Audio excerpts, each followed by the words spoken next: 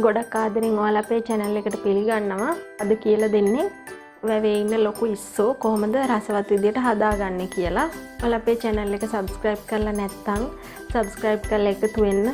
රසවත් අදහසක් අපිට පහලින් comment කරලා යන්න අමතක කරන්න එපා. එහෙනම් අපි වීඩියෝ එකට ගිහිල්ලා බලමු කොහොමද හදාගන්නේ කියලා.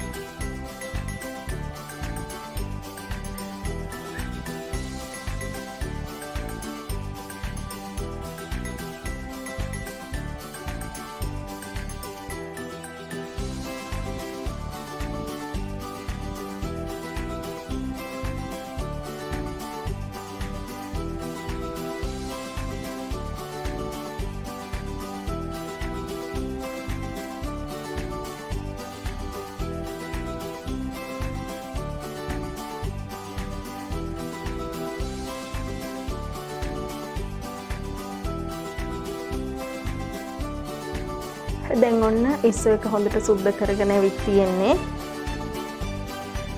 ඉස්සගේ අපි මේ කොටසුත් අරගන්නවා.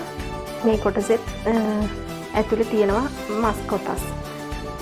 පොල් කිරි අරන් තියෙනවා. කරපිංච ඉත්තක්, සුදු ලුණු ගෙඩි කීපයක් ඔය විදිහට කපාගෙන තියෙනවා. ඉඟුරු කෑල්ලකුත් කපලා තියෙනවා. රතු ලුණු ගෙඩි 7-8කුත් හීන් වෙන්න කපාගෙන තියෙනවා. නයි කොච්චි කරල් කීපයකුත් කපාගෙන තියෙනවා. කුරුඳු පොතු කෑලි 2ක් අරන් තියෙනවා. ඊට අමතරව සූදුරු කුඩු පොඩ්ඩක් ඕන. ගම් මිරිස් කුඩු, කහ කුඩු, මිරිස් කුඩු, උළු හාල්, බෙදපු 3-5 කුඩු, ලුණු කුඩු. ඊට අමතරව ඇඹුල් විදියට අද ගොරක කෑලි 2-3ක් අරන් තියෙනවා. පොඩි ගොරක කෑලි, පොල් තෙල් චුට්ටක්. ඔය ටික තමයි අපිට මූලිකව ඕන වෙන්නේ. මස්මාළු හදන ගොඩක් වීඩියෝ වල මේ 3-5 එක තමයි මම දැම්මේ. ඉතින් ඒ නිසා තමයි කරාඹු නැටි වසාවාසී නැසල් එහෙම අලුතෙන් අරන් නැත්තේ. අපි ඔක්කොම දාලා තමයි මේ 3-5 එක කොටාගෙන තියෙන්නේ. 3-5 එක කොටා ගන්න හැටිත් කියලා දීලා තියෙනවා. ඔයාලා ඒක බලන්න. භාජනයක් ලිපේ තියලා රත් වුණාට පස්සේ අපි තෙල් පොඩ්ඩක් එකතු කරගන්නවා. හොඳට රත් වුණාට පස්සේ අපි කපාගත්ත ඉඟුරු සුදු ලුණු ටික එකතු කරනවා.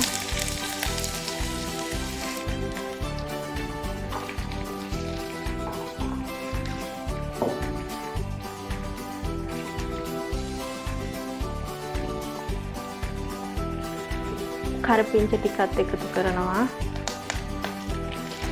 මේ ලුණු ටිකයි කොච්චි කරල් ටිකයි එකතු කරා.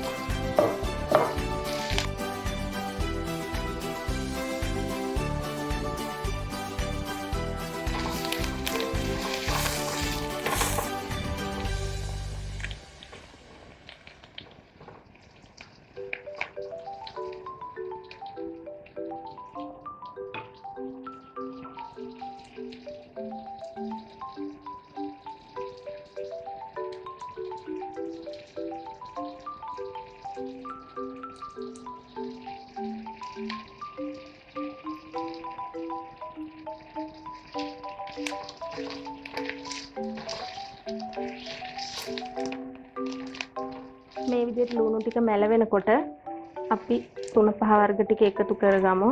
මන් දානවා මිරිස් කුඩු තේ හැන්දෙන් 2ක්.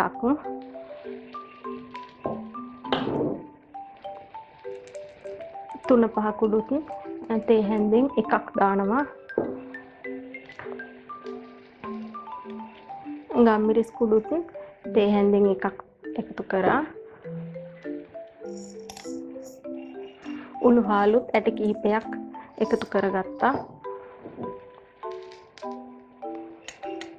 ඊට පස්සේ කහ කුඩුත් මේ විදිහට පොඩ්ඩක් එකතු කරගත්තා. සූදුරු කුඩුත් මේ තේ හැන්දෙන් භාගයක් විතර එකතු කරා. ඊට පස්සේ අපේ කුරුඳු පොතු කෑල්ලත් එකතු කරලා මේ ටික හොඳට කලවම් කරගමු. ලිප ගින්දර අඩුව තමයි තියෙන්නේ. දැන් අපි අපේ ඉස්සෝ ටික එකතු කරගන්න ඕනේ.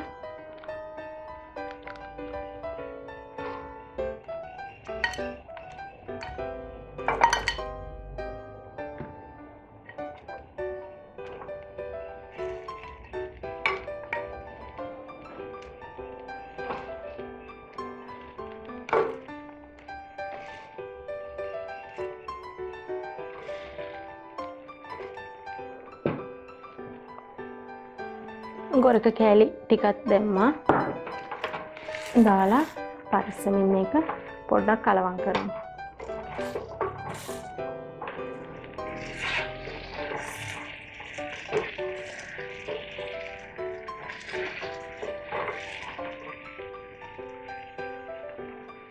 ඊට පස්සේ අපි පොල් කිරි එක එකතු කරගමු.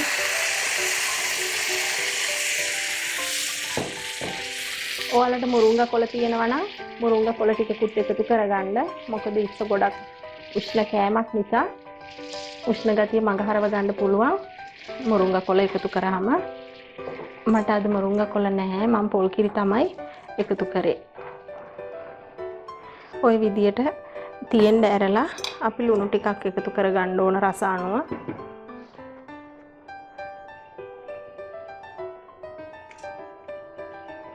මම ලුණු තේ හැඳි දෙකක් දැම්මා.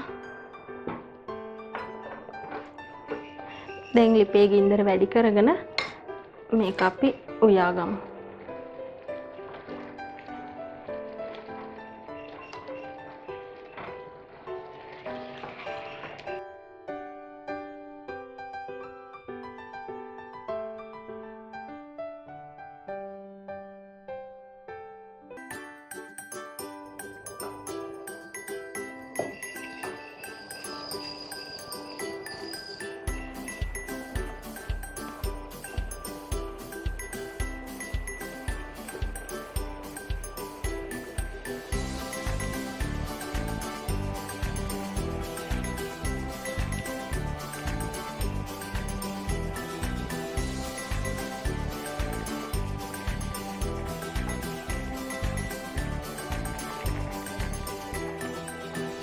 පරිස්සමින් කලවම් කරගන්න ඕනේ.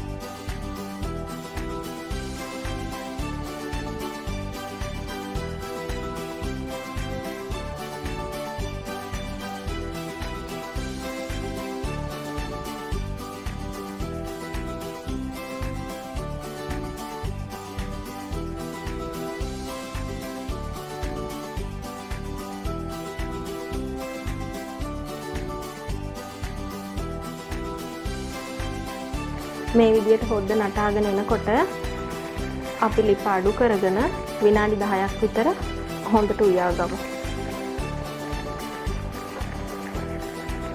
ඒ අතරතුරේ ඔයාලා පොඩ්ඩක් එහෙට මෙහෙට කරලා දෙපැත්තම උයා ගන්න ඕනේ.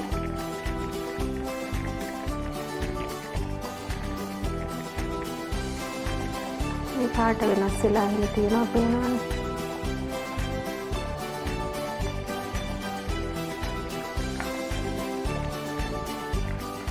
මේ විදියට අපි විනාඩි 10ක් විතර අඩු ගින්දරේ තියාගමු.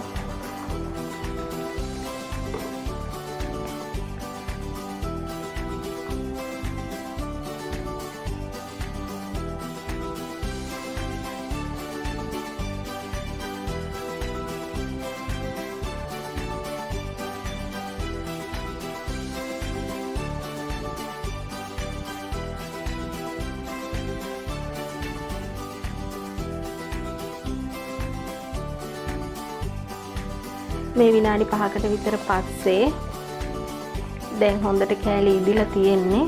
පාටත් වෙනස් වෙලා හැම පැත්තෙම පේනවනේ. අපි මේ විදියට තවත් චුට්ටක් වෙලා තියාගමු.